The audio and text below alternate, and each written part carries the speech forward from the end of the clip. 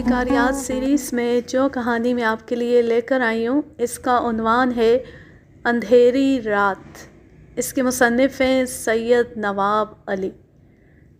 جاکھلون سے واپس آنے کے بعد نواب افتخار علی خاں 1 ماہ تک شکار کے لیے کہیں نہیں گئے۔ میں کوٹھی میں پڑے پڑے اکتا گیا، سارا دن پڑا رہتا۔ صرف رات کے کھانے کے بعد نواب صاحب کی جلسہ داری شروع ہوتی جو رات گہے تک جاری رہتی۔ 9 بجتی نواب صاحب کے دوستوں کی آمد کا سلسلہ شروع ہو جاتا اور جب سب لوگ جمع ہو جاتے تو نواب صاحب صحن میں بچھے ہوئے تخت پر گاؤ تکیے کا سہارا لے کر بیٹھ جاتے۔ ملازم حقہ پہلے سے تیار کر کے رکھ دیتے اور نواب صاحب منہ میں حقے کی نیر لگائے اپنے دوستوں کو اپنے شکار کے واقعات سناتے اور سننے والے انہیں اسی طرح داد دیتے جیسے وہ بہت خوبصورت اشعار سنا رہے ہوں، اور نواب صاحب بڑے فخریہ انداز میں شیر کے شکار کے واقعات سناتے اور یہ سلسلہ رات گئے تک جاری رہتا۔ نواب صاحب کی ہدایت کے مطابق مجھے بھی اس محفل میں بیٹھنا پڑتا تھا۔ میں حیران ہو کر واہ واہ کرنے والوں کا منہ تکتا رہتا۔ اکثر و بیشتر نواب صاحب مجھے یہ دکھانے کے لیے کہ ان کے یہاں آنے والے کس قدر بے عقل اور بے وقوف ہیں، شیر کی شکار کے ایسے قصے بھی سناتے جن پر کوئی بھی عقل مند انسان یقین نہیں کر سکتا، لیکن نواب صاحب کے سامنے بیٹھے ہوئے لوگ نواب صاحب کو اسی طرح داد دیتے جیسے ملک کا مایہ ناز شاعر بہترین غزل پڑھ رہا ہو۔ نواب صاحب کبھی کبھی میری طرف مسکرا کر دیکھ لیتے اور مجبوراً مجھے بھی ان لوگوں کے ساتھ داد دینی پڑتی۔ میں مسلسل بیکاری سے تنگ آ چکا تھا۔ آخر مجبوراً ایک دن نواب صاحب کا اچھا موڈ دیکھ کر میں نے ان سے کہا کہ اگر آپ اجازت مرحمت فرمائیں تو میں اپنے کمرے میں ہومیوپیتھک ڈسپنسری کھول لوں۔ میں دن بھر بیکار پڑا پڑا اکتا گیا ہوں۔ ڈسپنسری دل بہلاوے کا ذریعہ ہونے کے علاوہ غربا کے علاج معالجے کا بھی سامان ہو جائے گی۔ نواب صاحب کو میری یہ تجویز بے حد پسند آئی اور انہوں نے دوسرے ہی دن مجھ سے دواؤں کی فہرست لے کر اپنے مینیجر جناب فدا حسین صاحب کے ذریعے دوائیں منگوا کر میرے سپرد کر دیں اور میں نے ڈسپنسری قائم کر کے غریبوں کا مفت علاج کرنا شروع کر دیا، اور تھوڑے ہی دنوں میں میری دور دور تک شہرت ہو گئی۔ نواب صاحب مجھے علاج کرتا دیکھ کر بہت خوش ہوتے اور انہوں نے میری ڈسپنسری کا باقاعدہ انتظام کر دیا۔ ڈسپنسری کے لیے ایک الگ کمرہ تعمیر کرا دیا اور اس میں ہزاروں روپے کی ادویات منگوا کر رکھوا دی۔ یہ بھی مجھ پر خدا کی رحمت تھی کہ اس نے میرے ہاتھ میں شفا رکھی تھی۔ میں نے بڑے پرانے امراض کا علاج کیا اور چند ہی دنوں میں وہ لوگ صحت یاب ہو گئے۔ ایک دن نواب صاحب کے ملازم نے مجھے بتایا کہ نواب صاحب کل صبح نورنگ پاڑہ جا رہے ہیں۔ آپ کے لیے نواب صاحب کی ہدایت یہ ہے کہ آپ اپنے تمام مریضوں کو 1 ہفتے کی دوا دے دیں تاکہ آپ کی غیر موجودگی میں مریضوں کو تکلیف نہ ہو۔ میں نے نواب صاحب کی ہدایت کے مطابق مریضوں کو دوا دے دی اور نورنگ پاڑہ جانے کی تیاری شروع کر دی۔ نواب صاحب نے راستے میں مجھے بتایا کہ نورنگ پاڑہ میسور کے علاقے میں ہے، جہاں جنگلی بھینسوں کا شکار کھیلنے کے لیے نواب کوروائی نے دعوت دی ہے۔ نواب کوروائی شکار کے بے حد شوقین ہیں۔ میں نے کئی مرتبہ ان کے ہمراہ شکار کھیلا ہے۔ بہت اچھے نشانے باز ہیں، اس کمال سے فائر کرتے ہیں کہ اگر 2 تیتر ایک جگہ بیٹھے ہوں تو وہ اڑنے سے قبل ایک کو زمین پر اور دوسرے کو اڑتے ہی گرا لیتے ہیں۔ ہم 7 دن کے سفر کے بعد نارنگ پاڑہ پہنچ گئے۔ آبادی سے کچھ دور خیمے لگے ہوئے تھے اور نواب کوروائی کے 10 ملازم ادھر ادھر کاموں میں مصروف تھے۔ جنگل میں منگل کا سماں تھا۔ نواب کوروائی کو جیسے ہی ہماری آمد کی اطلاع ملی وہ نواب افتخار علی خاں کے استقبال کے لیے اپنے خیمے سے باہر نکل آئے اور تیز تیز قدم اٹھاتے ہوئے آگے بڑھے اور نواب صاحب کو اپنے سینے سے لگا لیا۔ میں نے سامان اتروا کر ایک طرف رکھوا دیا۔ نواب کوروائی کے ملازمین نے مجھے ایک دوسرے خیمے میں پہنچا دیا وہاں ضرورت کی ہر چیز موجود تھی۔ مسلسل سفر کے باعث میں بہت تھک چکا تھا، اس لیے پلنگ پر لیٹتے ہی سو گیا۔ صبح نماز سے جیسے ہی فارغ ہوا، نواب صاحب کا ملازم آ گیا اور اس نے ناشتہ پیش کرتے ہوئے کہا کہ جلدی سے ناشتہ کر لیں، نواب صاحبان شکار پر جانے کے لیے تیار ہو چکے۔ میں ناشتے سے فارغ ہو کر نواب افتخار علی خاں کے پاس پہنچ گیا اور اس کے بعد ہم سب جیپوں پر سوار ہو کر جنگل کی طرف روانہ ہو گئے۔ میں چونکہ جیپ کی پچھلی سیٹ پر بیٹھا ہوا تھا، اس لیے مجھے راستے کی ناہمواری کا پوری طرح اندازہ ہو رہا تھا۔ جیپیں چونکہ آگے پیچھے لائن میں چل رہی تھیں اور گرد بے حد اڑ رہی تھی، اس لیے راستہ بالکل دکھائی نہیں دے رہا تھا۔ کوئی 2 گھنٹے تک مسلسل چلنے کے بعد ہم لوگ ایک گھنے جنگل میں پہنچے، جہاں سب لوگ جیپوں سے اتر کر ایک طرف کھڑے ہو گئے۔ نواب کوروائی کے ملازمین ہاتھوں میں بلم اٹھائے نواب صاحب کے اشارے کے منتظر تھے۔ میں نے نواب صاحب سے معلوم کیا کہ جناب، کیا اس جنگل میں صرف جنگلی بھینسے ہوتے ہیں؟ جنگل اس قدر گھنا تھا کہ اس میں خونخوار درندے بھی ہو سکتے تھے، اس لیے جنگل میں داخل ہونے سے قبل پوری احتیاط سے کام لینا ضروری تھا۔ نواب صاحب نے مسکرا کر میری طرف دیکھا اور خاموش ہو گئے۔ جنگل کی دائیں جانب ایک چھوٹی سی پہاڑی تھی جو جنگل کی جانب دور تک چلی گئی تھی۔ دونوں نوابین میں کچھ دیر تک مشورہ ہوتا رہا اور اس کے بعد اس پہاڑی پر بیٹھ کر شکار کھیلنے کا فیصلہ ہوا اور ہم 3 آدمی مختلف سمتوں سے پہاڑی پر چڑھے اور اس کے بعد ملازمین شور مچاتے ہوئے جنگل میں داخل ہو گئے۔ اچانک ایک طرف سے شیر کے دھاڑنے کی آواز گونجی اور دیکھتے ہی دیکھتے سارے نوکر دوڑتے ہوئے جنگل سے باہر آ گئے اور گھبرائے ہوئے انداز میں ایک ملازم نے ہمارے پاس آ کر بتایا کہ ہم جیسے ہی جنگل کے اندر پہنچے، ایک درخت کے نیچے شیر پڑا سو رہا تھا جسے ہم نہیں دیکھ سکے اور اس نے اچانک ہم پر حملہ کر دیا اور ہم الٹے پیروں وہاں سے بھاگے، لیکن اس دوران شیر عبداللہ کو اٹھا کر جنگل میں لے گیا۔ نواب کوروائی عبداللہ کا نام سن کر سکتے میں آ گئے۔ چونکہ عبداللہ ان کا بہت پرانا ملازم تھا، میں نے نواب افتخار علی خاں سے کہا کہ نواب صاحب، میں نے اس خطرے کا پہلے ہی اظہار کر دیا تھا، چونکہ میری چھٹی حس بتا رہی تھی کہ اس جنگل میں یقینی طور پر شیر ہوگا۔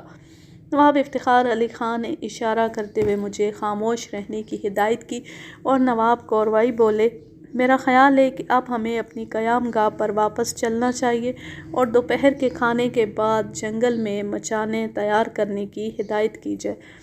اس طرح پہاڑی پر بیٹھ کر نہ تو اب بھینسوں کا شکار کھیلا جا سکتا ہے اور نہ ہی شیر کو ہلاک کیا جا سکتا ہے۔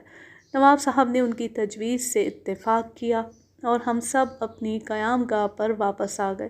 نواب کوروائی کے ملازمین پر اس قدر دہشت طاری ہو گئی تھی کہ ان میں سے کوئی شخص بھی جنگل میں مچان تیار کرنے کے لیے جانے کو تیار نہ تھا۔ ہم سب کے لیے یہ ایک مسئلہ بن گیا۔ میں نے ملازمین کو کافی ہمت دلانے کی کوشش کی اور انہیں یقین دلایا کہ میں اپنی رائفل لے کر تمہارے ساتھ رہوں گا، لیکن ہر ملازم ہاتھ جوڑ کر معذرت کر رہا تھا۔ دوسری طرف نواب کوروائی ملازمین کی جانب سے معذرت سن کر غصے میں آپے سے باہر ہو رہے تھے اور نواب افتخار علی خاں کی انہیں سمجھا بجھا کر ٹھنڈا کرنے کی کوشش جاری تھی۔ ملازمین کسی قیمت پر جنگل کی طرف جانے پر تیار نہ تھے۔ آخر نواب کوروائی کے ساتھ آئے ہوئے مہمان شکاری محمد الیاس اور فیض اللہ مجبور ہو کر میرے ساتھ جانے پر تیار ہو گئے۔ ہم نے مچان کا سامان ایک جیپ پر رکھا اور جنگل کی طرف روانہ ہو گئے۔ جنگل کے قریب پہنچ کر ہم نے ایسے درختوں کی تلاش شروع کر دی جن پر مچان بنائی جا سکے۔ میں نے ایک درخت پسند کیا اور اپنے دونوں ساتھیوں کو ہدایت کی کہ آپ دونوں حضرات مجھے مچان کا سامان دیتے رہیں، میں خود اوپر جا کر مچان تیار کر لوں گا۔ ابھی میں درخت پر چڑھنا ہی چاہتا تھا کہ اچانک میری بائیں جانب سے 4-5 جنگلی کتے ایک ہرنی اور اس کے 2 بچوں کو گھیرے ہوئے جنگل سے برآمد ہوئے۔ ہرنی اپنی پوری طاقت سے اپنے بچوں کو کتوں سے بچانے کی کوشش کر رہی تھی اور کتے منہ پھاڑے بچوں کی طرف بڑھ رہے تھے۔ ہرنی کی حالت دیکھ کر مجھے رحم آ گیا اور میں نے بغیر کچھ سوچے سمجھے اپنی رائفل اٹھا کر کتوں پر فائر کر دیا۔ میرا نشانہ بالکل ٹھیک لگا اور 2 کتے زمین پر گر کر لوٹنے لگے اور باقی ہرنی کو چھوڑ کر فرار ہو گئے۔ ہرنی نے منہ اٹھا کر مجھے اس طرح دیکھا جیسے وہ میرا شکریہ ادا کر رہی ہو، اور اس کے بعد وہ سامنے کے کھیتوں کی طرف اپنے بچوں کے ساتھ روانہ ہو گئی۔ اسی دوران فیض اللہ خان صاحب نے ہرنی کو شکار کرنے کے لیے اپنی رائفل اٹھا لی، لیکن میں نے انہیں سختی سے منع کرتے ہوئے کہا کہ یہ کیا غضب کر رہے ہو؟ میں نے تو اس کے بچوں کی وجہ سے اس کی جان بچائی ہے اور آپ اسے شکار کر رہے ہیں۔ اس کے ننھے منھے بچوں پر رحم کریں۔ فیض اللہ خان نے برا سا منہ بنایا اور رائفل زمین پر رکھ دی۔ اس کے بعد ہم نے مل کر 3 مچانیں تیار کی اور اپنی قیام گاہ پر واپس آ گئے۔ ہمارے واپس پہنچنے سے قبل نواب کوروائی نے مچان کے نیچے باندھنے کے لیے 4 بھینسوں کا انتظام کرا لیا تھا۔ میں نے جب انہیں بتایا کہ میں 3 مچانیں مختلف مقامات پر تیار کر آیا ہوں تو دونوں حضرات بہت خوش ہوئے اور شام ہوتی درخت سے بھینسیں بندھوا کر مچانوں پر بیٹھنے کا پروگرام طے کر لیا گیا۔ پروگرام کے مطابق ہم سب مچانوں پر سر شام ہی جا بیٹھے۔ موسم بے حد خوشگوار تھا۔ سورج غروب ہوتی جنگل میں اندھیرا چھا گیا۔ ہماری مچانوں کے نیچے بھینسیں سر جھکائے جگالی کر رہے تھے۔ گہرا اندھیرا ہونے کے باعث ہمیں کچھ دکھائی نہیں دے رہا تھا۔ کیڑے مکوڑے سوکھے ہوئے پتوں پر سے گزرتے تو ایسا محسوس ہوتا کہ جیسے کوئی درندہ دوڑتا ہوا آ رہا ہے۔ میری چھٹی حس مجھے بار بار پیش آنے والے خطرے سے آگاہ کر رہی تھی، لیکن میں نواب صاحبان کے مزاج سے چونکہ واقف ہو چکا تھا، اس لیے اس خطرے سے انہیں آگاہ نہیں کر پا رہا تھا۔ چونکہ نواب صاحبان اس قسم کی باتوں پر یقین نہیں رکھتے، اس لیے میں نے جب بھی کبھی خطرے سے انہیں آگاہ کرنے کی کوشش کی تو انہوں نے مل کر میرا مذاق اڑایا، حالانکہ وہ بعد میں میری پیش گوئی کے قائل بھی ہوتے رہے ہیں۔ میرا دل اندر ہی اندر سے گھبرا رہا تھا۔ چھٹی حس بار بار خطرے سے آگاہ کر رہی تھی۔ میں نے دل سے مجبور ہو کر اپنے پاس بیٹھے ہوئے نواب افتخار علی خان سے کہا کہ پتہ نہیں کیا بات ہے کہ جس وقت سے جنگل میں اندھیرا ہونا شروع ہوا ہے، میرا دل بری طرح گھبرا رہا ہے کہ ہمیں کسی بہت بڑے خطرے کا سامنا کرنا پڑے گا۔ نواب افتخار علی خان حسب عادت مسکرائے اور انہوں نے کہا، نواب علی، میرا خیال یہ ہے کہ تم اب شکار کھیلنا چھوڑ دو، چونکہ تمہارا دل اب بہت کمزور اور دماغ وہم کی آماج کا بن کر رہ گیا ہے۔ خواہ مخواہ کا وہم کر کے کیوں اپنا خون خشک کرتے ہو؟ ابھی نواب صاحب مزید کچھ کہنا ہی چاہتے تھے کہ اچانک سامنے والے درخت کی شاخیں، جس پر نواب سرور علی خان آف کوروائی کی مچان تھی، ہلنا شروع ہو گئی۔ شاخیں اس طرح ہل رہی تھیں کہ جیسے بے حد تیز آندھی کے جھکڑ کے دوران ہلتی ہیں۔ ابھی ہم کچھ نہ سمجھ پائے تھے کہ انتہائی خطرناک انداز سے خوں خوں کی آوازیں بھی آنے لگیں۔ ایسا محسوس ہو رہا تھا کہ 2 جنگلی درندوں میں جنگ ہو رہی ہے۔ نواب افتخار علی خان گھبراہٹ کے عالم میں مچان کے ڈنڈوں پر پیر جما کر کھڑے ہو گئے اور انہوں نے اس درخت کو غور سے دیکھنے کی کوشش شروع کر دی، لیکن کوشش کے باوجود وہ کچھ دیکھ نہیں پا رہے تھے۔ ان کی بے چینی مجھ سے دیکھی نہیں جا رہی تھی۔ وقت گزرنے کے ساتھ ساتھ شاخوں اور پتوں کے ہلنے میں بھی تیزی سے اضافہ ہوتا جا رہا تھا۔ اس وقت مجھے اپنی غلطی کا بڑی شدت سے احساس ہوا کہ میں اپنے ساتھ ٹارچ نہیں لایا تھا۔ نواب صاحب نے مجھ سے کہا کہ نواب علی، جلدی سے ٹارچ نکالو۔ میں نے جب انہیں بتایا کہ ٹارچ نہیں لایا ہوں تو وہ غصے میں آ گئے اور انہوں نے غضبناک ہو کر مجھ سے کہا کہ یہ تم نے کیا غضب کر دیا؟ میں انہیں کوئی جواب نہ دے سکا۔ ظاہر ہے میری ہی غلطی تھی۔ خوف سے دل کی دھڑکنیں تیز ہوتی جا رہی تھیں۔ اچانک فائر کی آواز سے پورا جنگل گونج اٹھا اور فوراً ہی کوئی بھاری سی چیز کے درخت سے نیچے گرنے کی آواز آئی۔ اور ایک بار پھر سناٹا چھا گیا۔ میں نے نواب افتخار علی خان سے کہا کہ اگر آپ اجازت دیں تو آواز دے کر نواب سرور علی خان آف کوروائی کی خیریت معلوم کر لی جائے۔ نواب صاحب نے مجھے خاموش رہنے کا اشارہ کیا۔ میں بے چینی کے عالم میں مبتلا تھا۔ اندھیرا اس قدر تھا کہ ہم کوشش کے باوجود کچھ دیکھ نہیں پا رہے تھے۔ اچانک نواب مشتاق حسین کی آواز سنائی دی۔ وہ کہہ رہے تھے کہ ہم نے ایک نوجوان چیتے کو ہلاک کر دیا ہے، لیکن کوئی صاحب مچانوں سے نیچے اترنے کی کوشش نہ کرے۔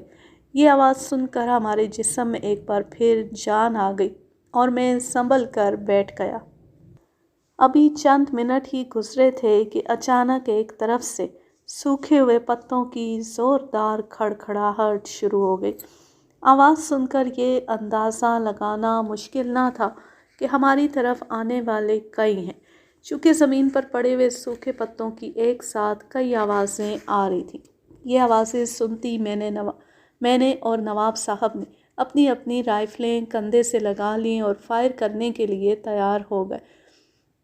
اس موقع پر شکاری انتظار کے عالم میں اپنی رائفل کو بار بار چیک کرنے لگتا ہے، لیکن میں نے نواب افتخار علی خان اور نواب حمید اللہ خان کو کبھی رائفل چیک کرتے نہیں دیکھا۔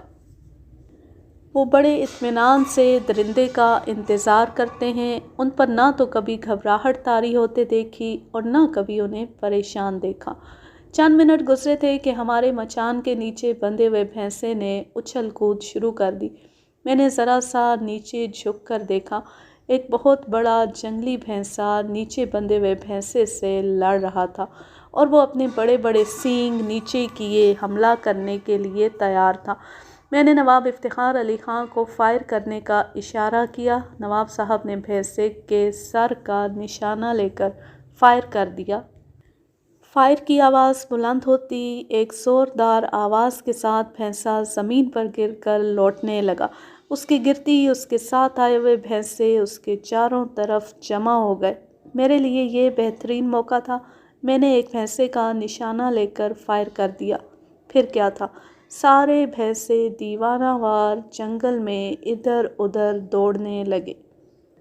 بھینسے اپنے منہ سے اس قدر خوفناک آوازیں نکال رہے تھے کہ جنہیں سن کر دل دہلا جا رہا تھا۔ بھینسوں کا بس نہیں چل رہا تھا کہ وہ ٹکریں مار مار کر اس درخت کو نیچے گرا دیں جس پر ہماری مچان تھی۔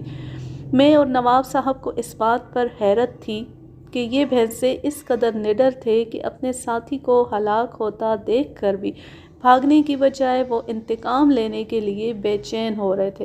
اندھیرے کے باعث وہ ہمیں پرچھائی کی طرح دکھائی دے رہے تھے۔ غصے میں غضبناک ہو کر وہ اچھل اچھل کر ہم تک پہنچنے کی ناکام کوشش میں مصروف تھے۔ حقیقت یہ ہے کہ اس وقت اگر کوئی انسان ان کے قریب جاتا تو وہ اسے ٹکڑے ٹکڑے کر دیتے۔ میں نے نواب صاحب سے کہا کہ میرا خیال یہ ہے کہ اب ان پر مسلسل فائرنگ کی جائے، ورنہ یہ صبح تک یہاں سے نہیں جائیں گے۔ نواب صاحب نے میری یہ تجویز منظور کر لی اور اس کے بعد ان پر مسلسل فائر کرنے شروع کر دیے۔ اس دوران نواب سرور علی خان کی مچان سے بھی ان پر فائر ہونے لگے۔ بھینسے مسلسل فائرنگ سے بری طرح بوکھلا گئے اور وہ اپنے ساتھی کو چھوڑ کر فرار ہونے پر مجبور ہو گئے۔ ان کے جانے کے بعد ایک بار پھر جنگل پرسکون ہو گیا۔ سورج کی پہلی کرن نکلتی ہم سب لوگ اپنی اپنی مچانوں سے نیچے اتر آئے اور یہ دیکھ کر سب خوش ہو گئے کہ 2 جنگلی بھینسے اور ایک بہت بڑا چیتا زمین پر پڑا ہوا ہے۔ نواب سرور علی خان نے بتایا کہ مچان پر بیٹھنے کے کچھ دیر بعد ہمیں یہ محسوس ہوا کہ کوئی درندہ ہماری مچان تک پہنچنے کی کوشش کر رہا ہے۔ اندھیرے کے باعث ہم کوشش کے باوجود اسے دیکھ نہیں پا رہے تھے۔ اچانک ہمارے سر کے اوپر والی شاخ کے سوکھے ہوئے پتوں میں کھڑکھڑاہٹ ہوئی، جسے سن کر میں نے اپنے پاس بیٹھے ہوئے فیض اللہ سے کہا کہ میاں ذرا تم کھڑے ہو کر غور سے دیکھو کہ کیا کوئی درندہ ہمارے اوپر آ چکا ہے۔ فیض اللہ خان جیسے ہی کھڑے ہوئے، چیتے نے اپنا پنجہ بڑھا کر انہیں دبوچنے کی کوشش شروع کر دی۔ میں نے حملہ کرتے دیکھا تو اپنی رائفل جلدی سے کندھے سے لگا لی۔ ابھی فائر کرنا ہی چاہتا تھا کہ چیتا پوری طاقت سے ہم پر کود پڑا۔ میں نے اسے اپنی رائفل سے نیچے دھکیلنے کی کوشش کی، لیکن وہ اس قدر طاقتور تھا کہ اس نے رائفل کی نال کو ایک جھٹکے کے ساتھ ایک طرف کر دیا اور اپنا پورا منہ کھول کر تیزی سے آگے بڑھا۔ فیض اللہ خان مچان پر گر چکے تھے۔ میں خود چیتے کے حملے سے بچنے کے لیے پیچھے نہیں ہٹ سکتا تھا، چونکہ اگر میں ذرا سا بھی پیچھے ہٹتا تو مچان سے نیچے گر جاتا۔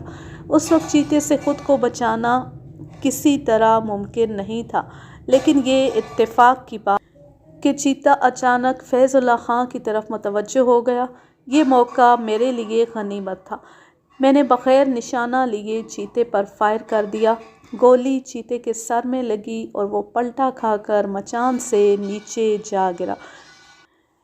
یہ واقعہ سن کر سب نے خدا کا شکر ادا کیا اور ملازمین کے ذریعے دونوں بھینسوں اور چیتے کو اٹھوا کر آبادی میں لے آئے۔ اس کہانی کا ماخذ ہے کالی آندھی۔ راوی ہیں سید نواب علی، تحریر ہے قمر نقوی امروہوی، سن 1984۔ اب میں لیتی ہوں آپ سے اجازت۔ جہاں رہیں خوش رہیں، شاد و آباد رہیں، ہنستے مسکراتے رہیں۔ اللہ حافظ، اللہ نگہبان۔